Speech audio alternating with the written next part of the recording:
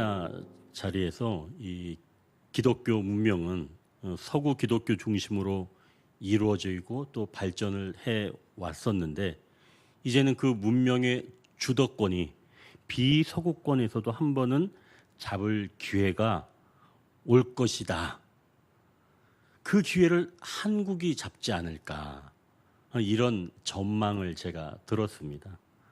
가만히 생각해 보면 이 좁은 나라, 자원도 없고 뭐 특별히 뛰어난 것이 전혀 없는 이 극동의 자그마한 나라가 이 사실은 G7도 그렇잖아요. 세계 대열에 나란히 함께 할 수 있다는 것, 이건 사실은 하나님의 주권적인 역사가 아니면 설명할 길이 없는 거죠. 그러니까 우리나라가 비서구권에서 기독교 문명으로 다시 한번 꽃 피울 수 있는, 전 세계를 주도할 수 있는 그런 기회가 올 수 있다는 거죠. 이건 전적으로 하나님의 은혜라는 말씀입니다. 자, 그런데 이 나라가, 이 대한민국이 기독교 문명을 다시 꽃 피울 수 있는 그런 토양이 된다면 어떤 이유 때문에 그럴까요? 우리에게 가능성이 있다면 어떤 것이 우리에게 그 좋은 점일 수 있을까요? 여러분, 우리나라 사람들의 특징 하면 뭐가 딱 떠오르시나요? 아마 바로 눈이 번쩍 뜰 겁니다. 우리 교회 밑에도 있죠.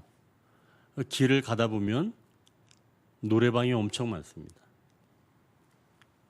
그리고 우리나라 사람들은 웬만하면 노래 다 80점 이상은 넘어요.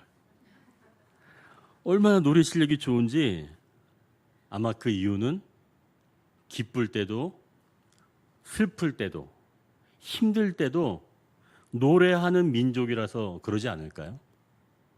어떤 상황에서도 노래하는 민족이기 때문에 우리 모두가 노래를 잘하는 줄 압니다. 그 노래가 이제는 방향을 좀 틀어서 매 순간 하나님을 향하여 노래한다면 비서구권에서 기독교 문명을 다시 한번 일으켜 큰 바람을 일으킬 수 있는 바로 그 나라가 되지 않을까요? 오늘 우리가 함께 나눌 말씀의 주인공 다윗도 그랬던 것 같아요.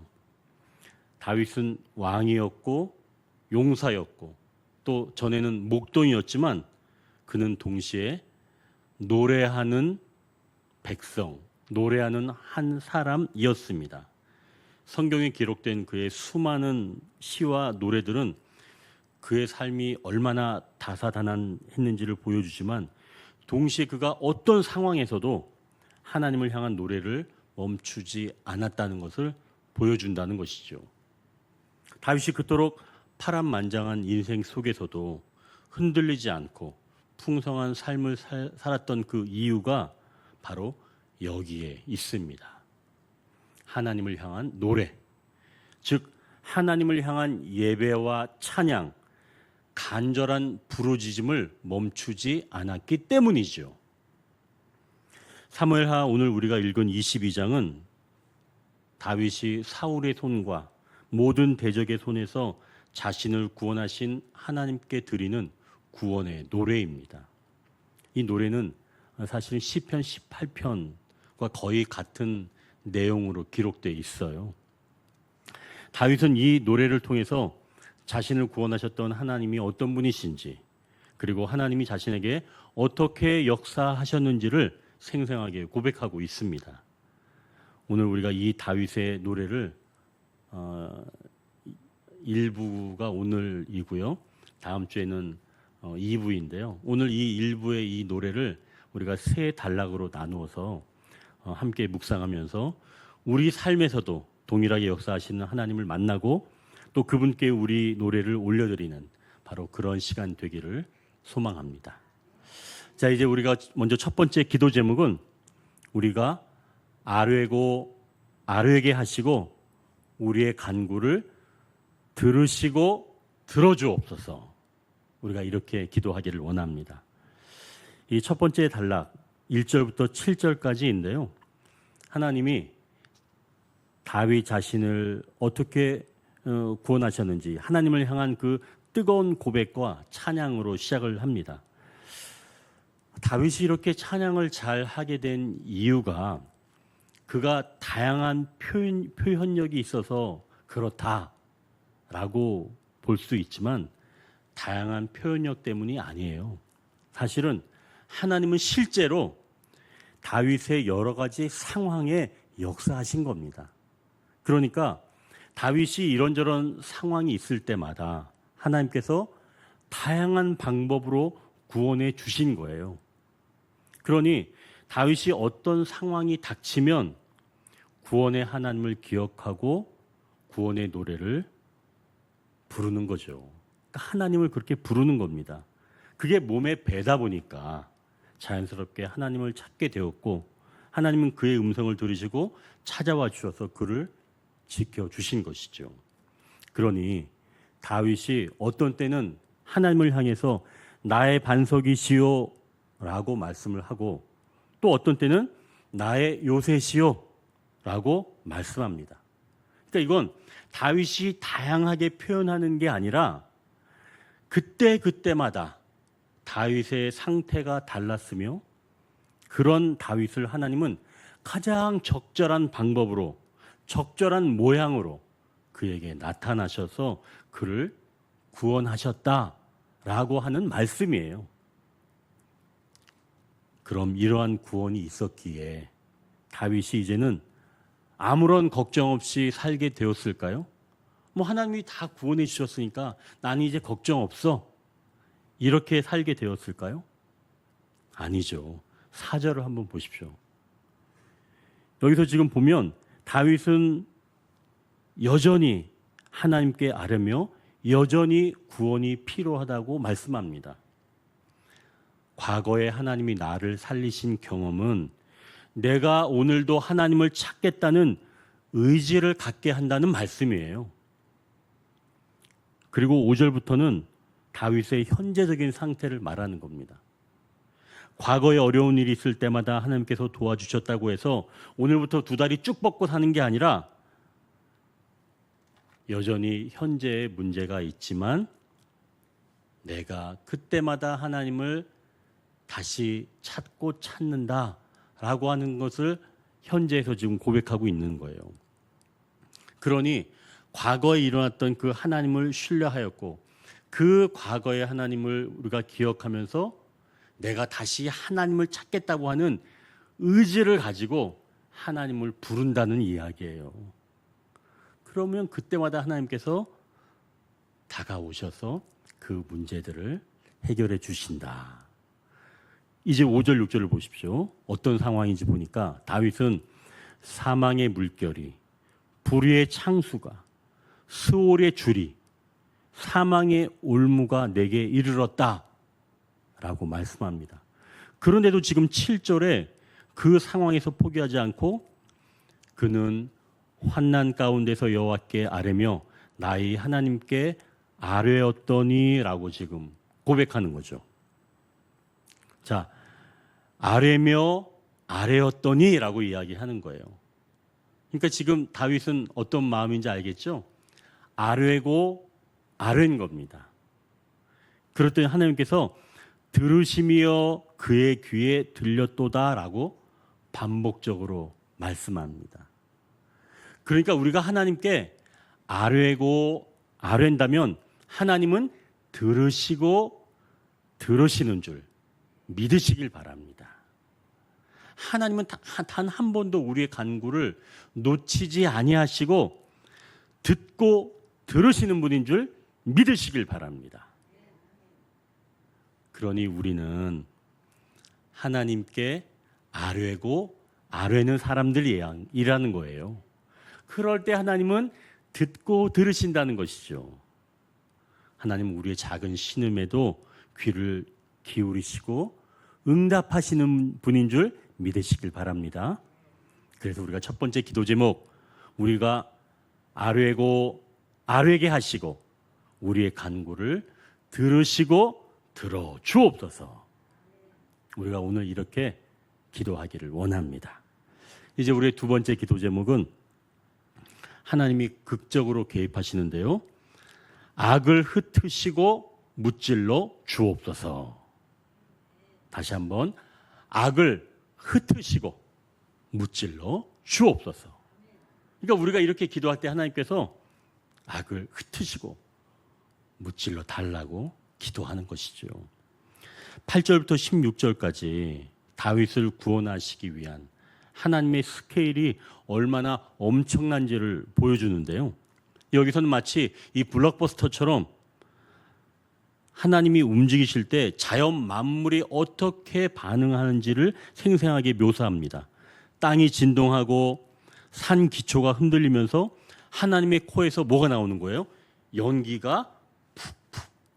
얼마나 화가 나셨으면 하나님의 코에서 연기가 푹푹 나오는 거예요. 그리고 입에서는 뭐가 나와요? 불이 막 뿜어져 나오는 겁니다. 번개가 번쩍이고 우박과 숯불이 쏟아지면서 바다 밑바닥 세상의 기초가 다 드러나는 거예요. 이런 모든 극적인 현상들은 다윗을 괴롭히는 악한 것들, 즉 원수들을 향한 하나님의 진노의 표현들입니다. 하나님이 지금 다윗을 누르는 그 원수들에게 엄청나게 진노하고 계신다는 이야기예요.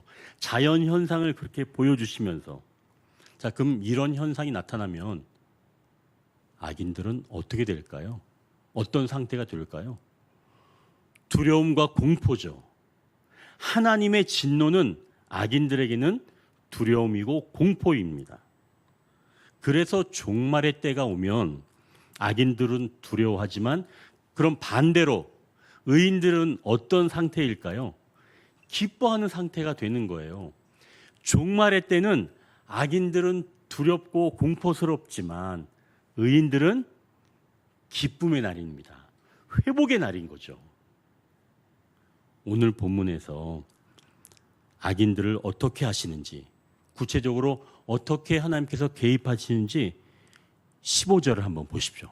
15절 보니까 화살을 날려 그들을 흩으시고 번개로 무찌르시며 이렇게 역사하십니다. 하나님은 다윗 편에 서서 다윗 스스로는 도저히 감당할 수 없는 강력한 원수들을 향해서 직접 싸우시고 그들을 흩어버리시는 거예요. 다시 한번 말씀드립니다. 하나님은 화살을 날려 그들을 흩으시며 번개로 무찌르십니다. 아멘. 이 말씀은 우리 원수들이 직접 화살을 맞아서 팍팍 쓰러지는 일도 있는 거예요. 악한 것들은 그렇게 하나님께서 공격하는 것에 맞아서 쓰러지는 줄 믿으시길 바랍니다. 이것은 영적인 세계에서 일어나는 현상들이에요. 그러면 우리의 육적인 상태에서는 어떻게 이런 현상들이 일어날까요? 자, 그럼 우리 실제 이 삶에서 우리의 원수는 무엇인가요? 우리의 삶을 짓누르고 있는 것들이 엄청 많이 있죠. 우리를 힘들게 하는 것들 말입니다. 눈에 보이는 그런 어려운 문제들이 있죠. 또 관계에 어려움이 있습니다. 또 재정적인 압박이 있죠. 건강에 위협이 있습니다. 때로는 내 안에 죄성도 있고요. 세상의 유혹도 있습니다. 절망감 같은 그런 영적인 싸움도 있죠. 이런 것들 앞에서 사실은 우리는 무력감을 느낍니다. 그리고 주저앉고 싶을 때가 생기게 되는 거죠. 예전에 승리한 경험이 있다고 해서 똑같은 공격이 온다고 해서 내가 또 이길 것 같은 그런 마음을 가지고 전쟁을 하나요? 아닙니다. 내가 분명히 예전에 승리했지만 똑같은 것이 공격해 오면 그때도 똑같이 연약해집니다. 그게 인간이에요. 그러면 또다시 무너지는 거죠. 그때 우리가 과거의 나를 이기게 하신 하나님을 기억하고 주님을 의지하고 좀 전에 얘기했던 것처럼 아뢰고 아뢰한다면 하나님이 그때 개입하시는데요. 우리의 마음을 짓누르는 그런 모든 것들을 그때 화살로 날리셔서 흩으신다는 거예요. 우리를 짓누르는, 우리의 마음을 짓눌러 오는 그런 모든 것들을 향해 하나님께서 화살을 날려주시고 그것들을 흩어주신다 라고 말씀하는 거죠. 그렇게 하실 때 문제가 정말 사라지기도 하며 문제가 해결되기도 하며 또한 문제가 해결되지는 않지만 내 마음이 단단해져서 그 문제가 문제처럼 여기지 않게 되는 거예요. 그러한 것을 경험한다는 거죠. 그게 바로 하나님의 개입입니다. 내가 힘을 내어 비로소 일어설 마음이 생기게 되죠. 여러분, 이거는 엄청난 겁니다. 내가 문제 앞에서 늘 위축되어 있었는데 하나님께서 개입하시게 되면서 그 문제들을 향해서 화살을 날려주시면 그 문제들이 사라지거나 해결되거나 또는 내가 담대하게 된다는 거예요. 그게 바로 하나님께서 화살을 날려주셔서 원수들을 흩어주신다라고 하는 의미라는 거죠. 그렇게 되면 하나님이 개입하시니까 내가 그 문제를 딱 볼 때 어떻게 달라지냐면 이거 별거 아니네? 이렇게 된다는 거예요. 여러분 한번 따라해 보세요. 별거 아니네? 그렇게 되는 거예요. 별거 아니네. 여러분, 그게 바로 하나님의 개입하심이에요. 하나님께서 그 문제들을 향해서 화살을 날려주셔서 그 압박이 다 흩어지게끔 그렇게 되는 겁니다. 오늘 우리가 기도할 때 그렇게 하나님께서 개입하셔서 그것들을 향해 화살을 날려주셔서 그 모든 우리의 억눌림이 흩어지는 역사가 일어나기를 소망합니다. 이제 세 번째 기도 제목은 하나님이 나를 기뻐하신다는 사실이 믿어지게 하옵소서. 17절부터 20절까지는 하나님의 극적인 개입이 다윗에게 어떤 결과로 나타나는지 보여주는데요. 하나님은 악한 것들을 흩트는 동시에 이 당신의 백성에게는 구원의 손길을 내밀어 주십니다. 이 17절 보니까 그가 위에서 손을 펴사 나를 붙잡아 주시며 많은 물에서 나를 건져내셨도다 라고 말씀합니다. 마치 깊은 물에 빠져서 허우적대는 다윗에게 하나님이 직접 손을 내밀어 주셔서 건져주시는 것처럼 보여주시는 거예요. 자, 이제 여러분 여기서 이제 기억을 해 보십시오. 하나님은 다윗을 왜 구원해 주실까요? 하나님은 왜 구원해 주실까? 다윗을 아뢰고 아니니까? 물론 아뢰고 아니니까 구원해 주시죠. 근데 보다 근본적인 게 있어요. 어떻게 그가 아뢰게 되었을까? 그리고 하나님은 왜 다윗을 구원해 주실까? 보다 근본적인 그런 질문이겠죠.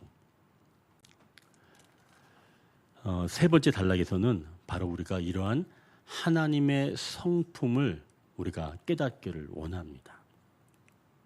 하나님의 이 성품 때문에 하나님은 다윗을 구원하시는 거예요. 그럼 도대체 하나님은 왜 다윗을 구원하셨을까? 18절을 한번 보십시오. 나를 강한 원수와 미워하는 자에게서 건지셨으며 그들은 나보다 강했기 때문이로다. 누가 강했다는 거예요? 다윗이 강했다는 거예요? 원수가 강했다는 거예요? 원수가 강했다는 거예요. 그러면 다윗은 어땠다는 거예요? 다윗은 연약했다는 겁니다. 원수들이 다윗보다 강했기 때문에, 즉 다윗이 연약했기 때문에 하나님이 개입하셨다는 거예요. 하나님은 연약한 자를 긍휼히 여기시는 분이신 줄 믿으시길 바랍니다. 하나님은 연약한 자의 손을 들어주시는 거예요. 하나님은 약한 자를 보호해 주시고 감싸 주시고 위험에서 건져 주시는 줄 믿으시길 바랍니다. 사실 우리 인간에게도 그런 하나님의 마음이 있어요.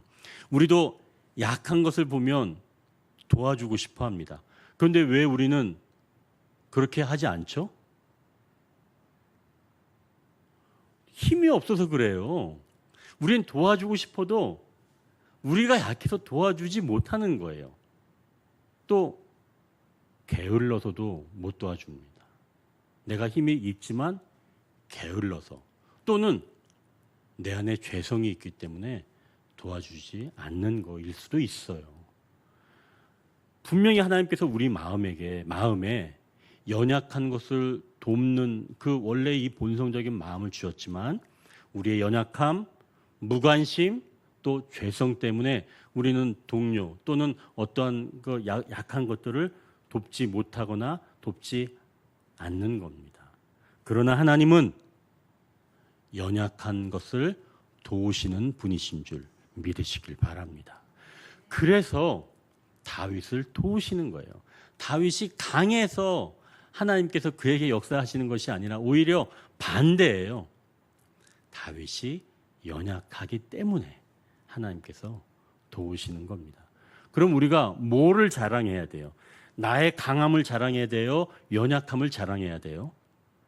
우리의 연약함을 자랑해야 돼요. 나는 부족합니다. 우리가 항상 이런 것을 고백해야 하는 줄 믿으시길 바랍니다. 내가 나 있어, 나 강해, 그런 이야기 할 필요 없어요. 난 연약합니다 라고 고백한다면 하나님은 그 연약한 자를 긍휼히 여기시는 줄 믿으시길 바랍니다. 자, 그리고 이제 20절은 이 구원의 절정을 보여주는데요. 20절 보니까 나를 또 넓은 곳으로 인도하시고 나를 기뻐하심으로 나를 구원하셨도다 말씀합니다. 하나님은 다윗을 좁고 답답한 곳, 원수에게 쫓기던 곳에서 벗어나서 자유롭고 안전한 넓은 곳으로 인도하셨습니다. 근데 여기서 지금 가장 중요한 진리가 나오는 거예요. 하나님이 왜 다윗을 이렇게 구원하시고 인도하시는가? 18절은 다윗의 연약함 때문에 하나님께서 구원하신다고 하셨는데요. 20절에서는 좀 다른 것을 이야기하세요. 뭐를 이야기하시나요? 20절에 보니까